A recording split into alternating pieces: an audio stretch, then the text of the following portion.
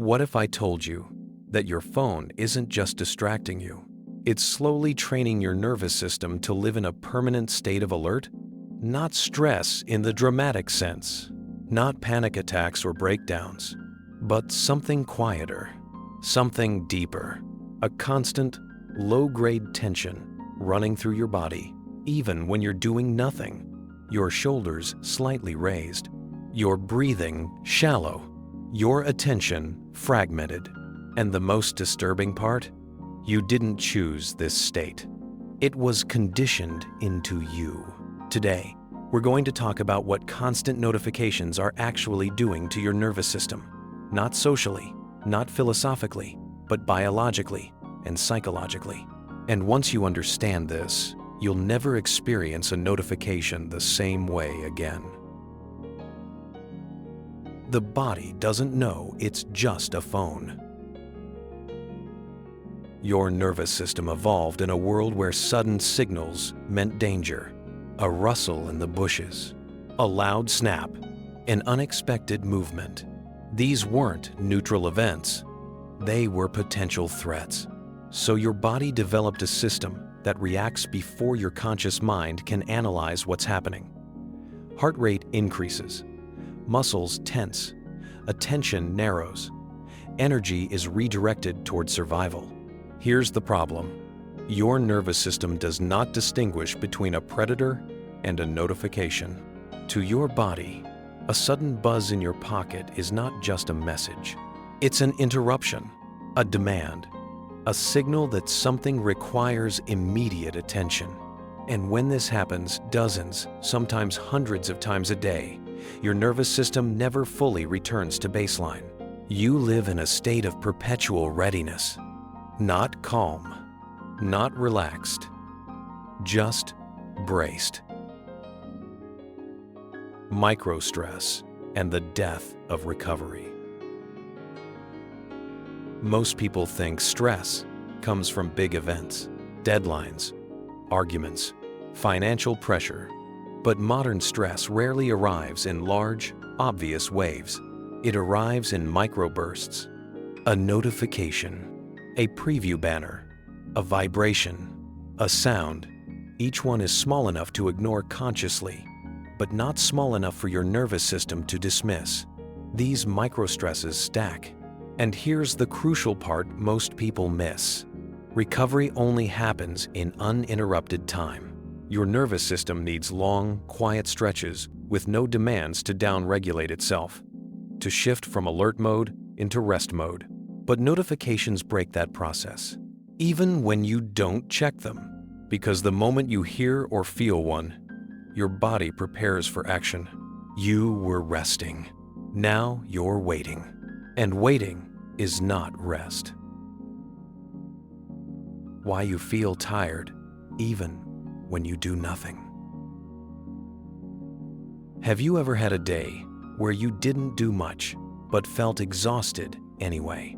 No physical labor, no intense mental work, yet by evening, you feel drained. This isn't laziness, and it isn't lack of motivation. It's nervous system fatigue. Your body spent the entire day oscillating between anticipation and interruption. Each notification pulled your attention outward. Each pause left your system half-activated. Imagine revving a car engine hundreds of times a day without ever driving anywhere. That's what constant notifications do. You burn fuel without movement. And over time, your nervous system starts conserving energy by dulling sensation, reducing motivation, and flattening emotional range. This is why everything starts to feel muted. Not because life is boring, but because your system is overwhelmed. The invisible feedback loop. Here's where things become self-reinforcing. Notifications don't just activate your nervous system, they train it. Each alert teaches your body, stay available, stay responsive. Don't relax, you might miss something. Over time, this creates a baseline of mild anxiety. Not fear, not panic, just constant vigilance. And here's the cruel loop. When your nervous system is overstimulated, you crave distraction, and distractions generate more notifications. So the very thing you reach for to escape tension becomes the source of more tension. This is why silence can feel uncomfortable, why moments of stillness make you restless. Your nervous system has learned that calm is temporary and interruption is inevitable. Attention as a biological resource. We talk about attention as if it's a mental skill, focus, concentration, productivity. But attention is biological. It's regulated by your nervous system. When notifications constantly pull your attention outward, your system adapts by staying shallow, scanning, skimming, reacting. Depth becomes difficult, not because you're incapable, but because depth requires safety. Your nervous system only allows sustained focus when it feels secure enough to settle, but constant alerts tell it the opposite. They say, stay alert, stay light, don't go too deep. This is why reading feels harder, why thinking feels fragmented, why creativity feels blocked. It's not a discipline problem, it's a physiological state problem. Why your body feels anxious for no reason. Many people today say something strange. I feel anxious, but nothing is wrong. No clear threat, no obvious problem, just a background sense of unease. This is what happens when the nervous system is stimulated without resolution. In the past, stress led to action, fight, flee, solve, recover. Notifications trigger the start of that process, but rarely the completion. There's no physical release, no closure. So the tension stays in the body over weeks and months. This creates a sense of chronic anxiety without a story. Your mind searches for a reason, but the cause isn't a thought, it's a pattern. The cost of never being offline. Your nervous system needs predictable rhythms, alertness, rest, engagement, withdrawal. Notifications erase those boundaries. Work enters rest.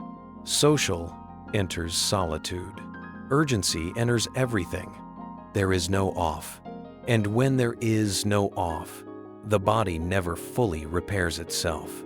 Sleep becomes lighter. Dreaming becomes fragmented. Morning feels heavy instead of restorative. You're not failing to recharge. You're being interrupted before recharge can begin. What happens when the signals stop? Here's something most people never notice. When notifications stop, truly stop, something unexpected happens.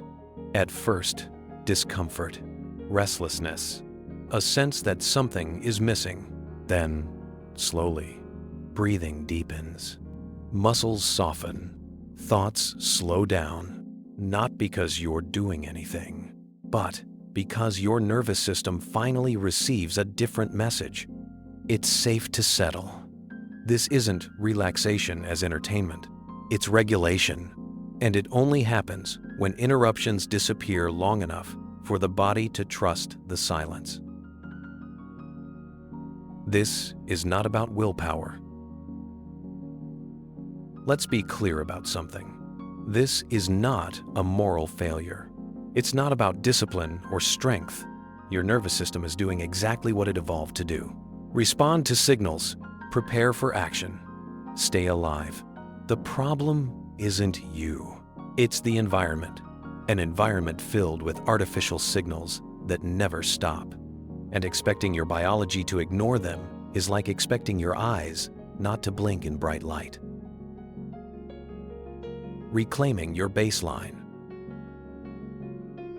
The goal is not to eliminate technology. The goal is to restore contrast. Moments with signals, moments without. periods of availability, periods of true withdrawal.